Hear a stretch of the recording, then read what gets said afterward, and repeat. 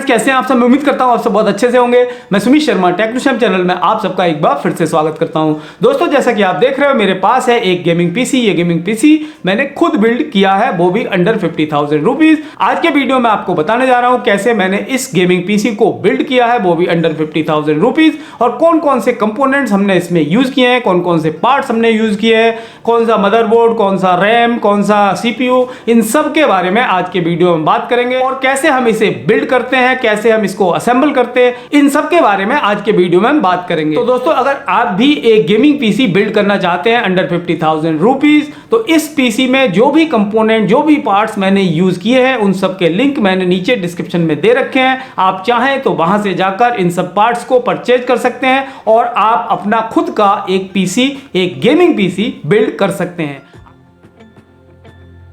तो सबसे पहले बात करते हैं इस गेमिंग पीसी को बिल्ड करने में हमने किन किन कंपोनेंट्स का यूज़ किया है, कौन कौन से पार्ट्स हमने इसके अंदर इस्तेमाल किए हैं। तो सबसे पहले बात करते हैं इसके सीपीयू यानी प्रोसेसर की। तो वो है AMD Ryzen 5 3500, 6 core 6 thread processor है, 4.1 GHz मैक्सिमम बूस्ट और 3.6 GHz बेस। साथ ही साथ इस तरह की पैकिंग आपको देखने को मिल जाती है। यहाँ पर लिखा हुआ है Ryzen 5 3rd जेन प्रोसेसर, यानी ये 3rd जनरेशन का प्रोसेसर है।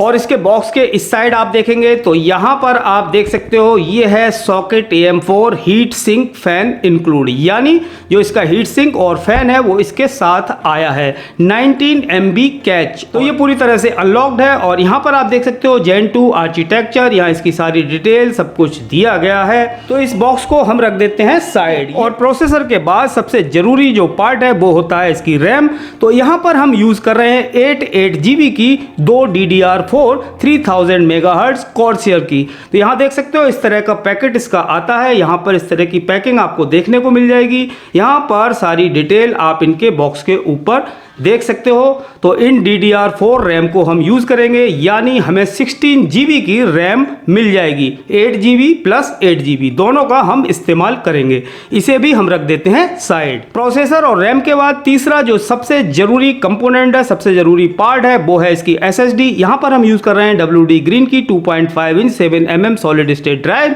ये है 240 GB और 3 साल की वारंटी के साथ आती है। इस तरह की आपको पैकिंग देखने को मिल जाएगी और बॉक्स के बैक साइड में सारी डिटेल आप इसकी देख सकते हो। इसे भी हम रख देते हैं साइड। और इस पीसी का चौथा इंपॉर्टेंट पार्ट है वो है इसकी हार्ड डिस्क। ये हमने यहाँ ली है वेस्टर्न डिजिटल की 1 TB की हार्ड डिस्क। आप देख सकते हो इस हार्ड डिस्क का हम इस्तेमाल करने वाले हैं।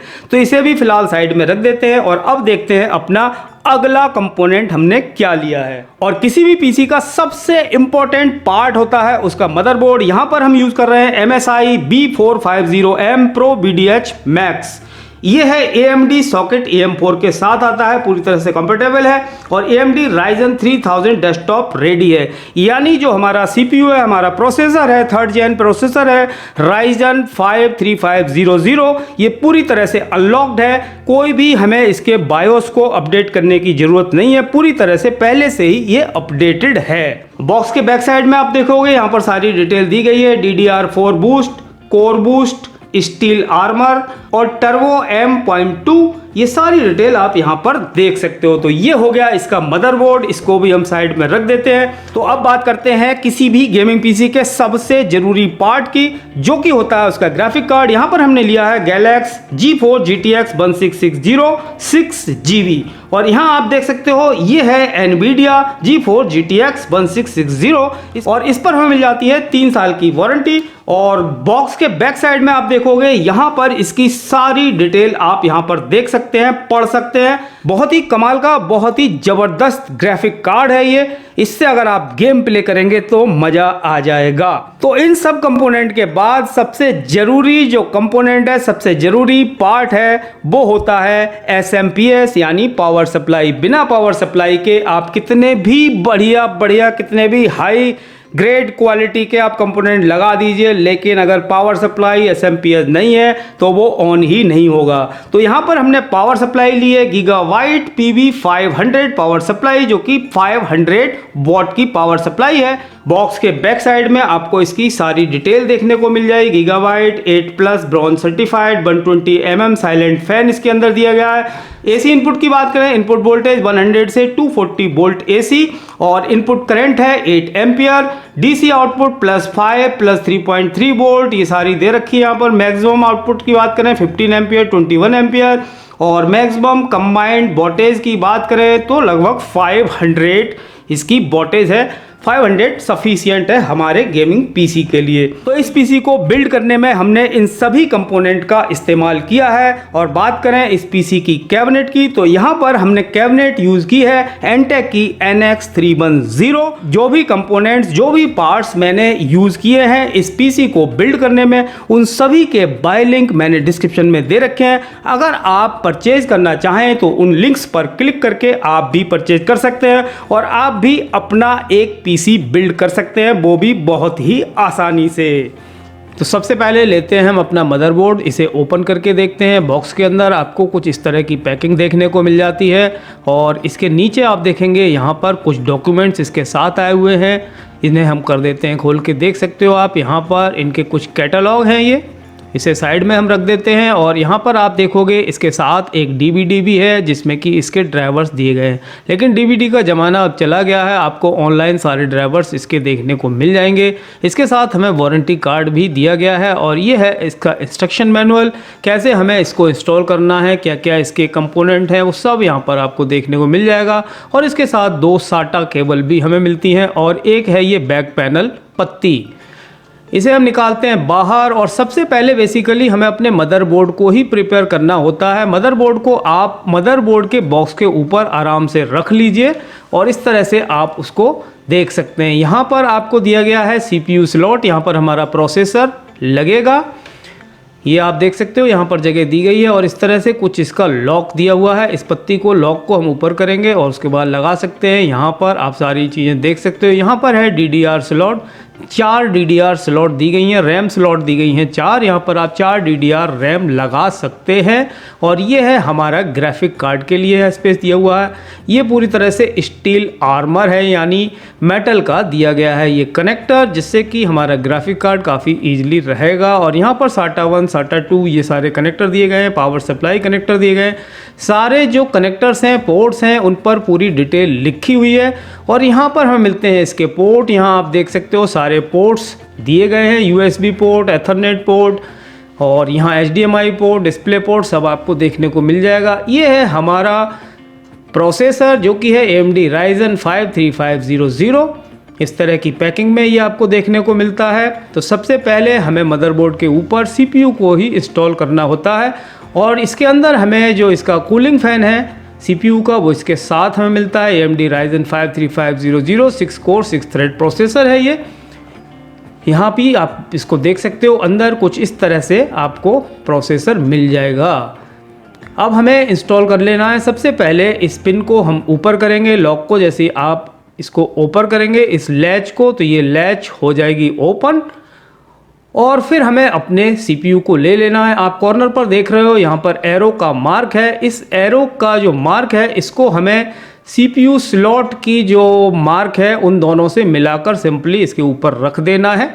जैसे आप इसको रखेंगे बहुत ईजिली ये लग जाएगा। और उसके बाद जो इसका लॉक है इस लैच को हम फिर से बंद कर देंगे, नीचे प्रेस करके इसको इस तरह से प्रेस करेंगे और ये हो जाएगा लॉक, यानी हमारा जो प्रोसेसर है वो हो चुका है इंस्टॉल। इसके बाद इसके साथ जो है CPU के साथ हमें इसका कूलिंग फ़ैन भी मिला है और उस कूलिंग फ़ैन को हम इसके ऊपर लगा देंगे। तो पहले ये जो पत्तियां हैं इनकी हमें ज़रूरत नहीं है, इन्हें हमें स्क्रू खोलकर हटा देना है। 4 स्क्रूज लगे हुए हैं, इन्हें हम खोलकर हटा देते हैं। और ये है इसका फ़ैन, CPU के साथ जो फ़ैन आया है देख सकते हो आप, कूलिंग फ़ैन। और इसके नीचे हीट सिंक भी लगा हुआ है, साथ ही साथ हीट सिंक का जो एक पेस्ट होता है वो भी इसके नीचे लगा हुआ है। तो इसे हमें सिंपली जो प्रोसेसर है उसके ऊपर रख देना है और इसके साथ जो 4 स्क्रूज हैं वो अपने आप ही स्लॉट पर आ जाएंगे, उन्हें हमें टाइट कर देना है। तो ये हमारा जो CPU है वो हो जाएगा इंस्टॉल। आपको टाइट कर देना है, ज़्यादा मशक्क़त नहीं करनी है। और इसकी जो केबल है उसे हमें CPU फ़ैन सॉकेट पर लगा देना है। मदरबोर्ड पर आपको एक CPU फ़ैन का सॉकेट मिल जाएगा, वहाँ पर आपको इसकी केबल को कनेक्ट कर देना है CPU फ़ैन की। तो ये हो गया है इंस्टॉल। और उसके बाद हम ले लेते हैं अपनी रैम। तो यहाँ पर हमने ली है 8 GB की 2 DDR4 रैम हमने ली हैं। इन दोनों रैम को हम कर देंगे इंस्टॉल।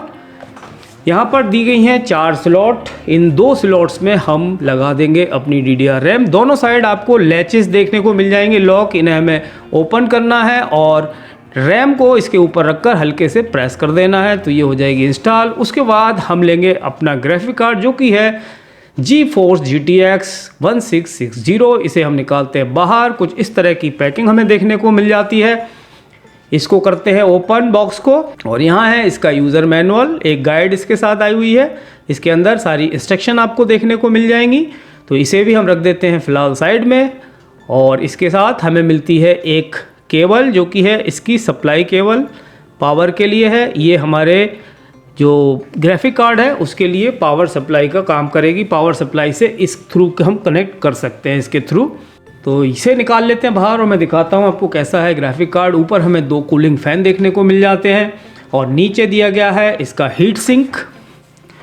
और इस साइड इसके पोर्ट दिए गए हैं, एक है डिस्प्ले पोर्ट, दूसरा HDMI पोर्ट और एक है DVI पोर्ट। और इसके यहाँ पर आप देखेंगे यहाँ लिखा हुआ है GeForce GTX। काफ़ी अच्छा अट्रैक्टिव लुक इसका हमें देखने को मिल जाता है। बैक साइड आप देखेंगे तो यहाँ पर एक बैक प्लेट दी गई है जो कि पूरी तरह से मेटल की प्लेट है और ये हीट सिंक का काम भी करती है। देखने में भी काफ़ी अच्छा लगता है, मतलब इसका जो कार्ड है वो हमें नहीं दिखता, इसके पीछे छुप जाता है, तो काफ़ी अच्छा लगता है। तो इस कैबिनेट के अंदर हमने सारे पार्ट्स को, सारे कंपोनेंट्स को इंस्टॉल कर दिया है। मैं आपको दिखा देता हूँ। यहाँ पर हमने लगाया है मदरबोर्ड। मदरबोर्ड को कैबिनेट में इंस्टॉल करने से पहले आपको मदरबोर्ड पर CPU और CPU फ़ैन को इंस्टॉल कर लेना है और साथ ही साथ DDR रैम को भी इस तरह से स्लॉट के अंदर लगा देना है। उसके बाद मदरबोर्ड को आपको कैबिनेट में लगाना है, जैसे कि मैंने यहाँ लगा दिया है। उसके बाद आप इसके कनेक्शंस की अगर हम बात करें तो इसे इंस्टॉल करना बहुत ही आसान है। अगर आप जैसे देख सकते हो कोई यहाँ पर कनेक्टर है तो कनेक्टर किस जगह लगेगा वो क्लियरली मेंशन हो रखा है। केबल के ऊपर भी आपको इसका टैग मिल जाएगा।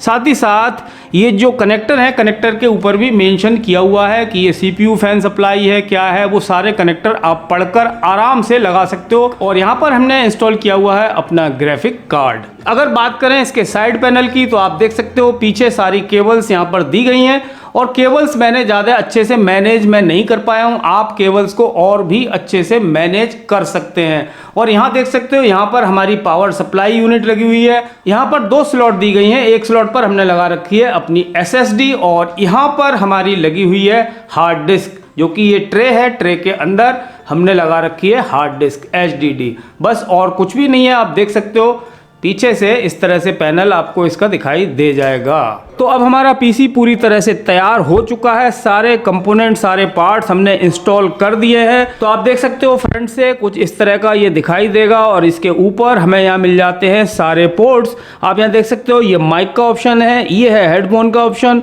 और 2 हमें 2.0 USB पोर्ट मिलते हैं, एक 3.0 USB पोर्ट है। ये है LED कंट्रोल करने के लिए LED लाइट्स जो इसके फ्रंट में दी गई हैं, ARGB लाइट्स, उन्हें हम यहाँ से कंट्रोल कर सकते हैं।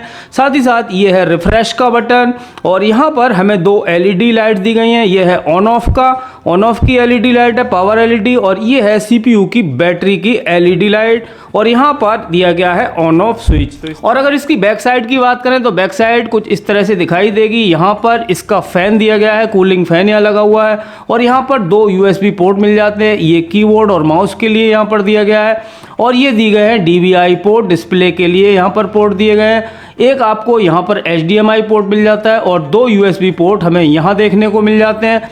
साथ ही साथ 1, 2, 3, 4 और 4 USB पोर्ट हमें यहाँ मिल जाते हैं। ये USB पोर्ट जो है वो है 3.0 USB पोर्ट। साथ ही साथ एथरनेट के लिए यहाँ पर हमें एथरनेट पोर्ट दिया गया है, एक एथरनेट पोर्ट हमें यहाँ देखने को मिल जाता है। और ये है ऑडियो वीडियो के लिए यहाँ पर दिया गया है ऑप्शन। और नीचे अगर हम बात करें तो यहाँ पर है हमारा ग्राफिक कार्ड, और ग्राफिक कार्ड के अंदर भी आपको यहाँ DVI पोर्ट मिल जाएगा, ये आपका HDMI पोर्ट है और ये है डिस्प्ले पोर्ट, और सबसे नीचे दी गई है हमारी पावर सप्लाई, और यहाँ पर ऑन ऑफ का बटन हमें मिल जाता है। तो अब हम इसे ऑन करके देखते हैं। इसकी केबल को हमने लगा दिया है अपनी AC सप्लाई के सॉकेट पर, और यहाँ पर जो इसका ऑन ऑफ स्विच दिया गया है इसे हम प्रेस करेंगे तो ये हमारा जो PC है ये हो जाएगा ऑन। तो यहाँ पर आप देख सकते हो ARGB फैन जो कि इस कैबिनेट के साथ इनबिल्ट आया है, और ऊपर हमें दोनों साइड में यहाँ पर LED लाइट्स देखने को मिल जाती हैं। तो कैबिनेट भी काफ़ी अच्छी है। तो आप देख सकते हो बहुत ही अट्रैक्टिव लग रहा है ये। आप इसको और भी ज़्यादा अगर सजाना चाहते हो तो आप ARGB फैंस इसके अंदर लगा सकते हैं, जिससे कि इसका लुक है वो और भी अच्छा लगने लगेगा। तो दोस्तों अगर आप भी एक गेमिंग PC बिल्ड करना चाहते हैं अंडर 50,000 रुपीज़, तो इस PC में जो भी कंपोनेंट, जो भी पार्ट्स मैंने यूज़ किए हैं उन सब के लिंक मैंने नीचे डिस्क्रिप्शन में दे रखे हैं। आप चाहें तो वहां से जाकर इन सब पार्ट्स को परचेज कर सकते हैं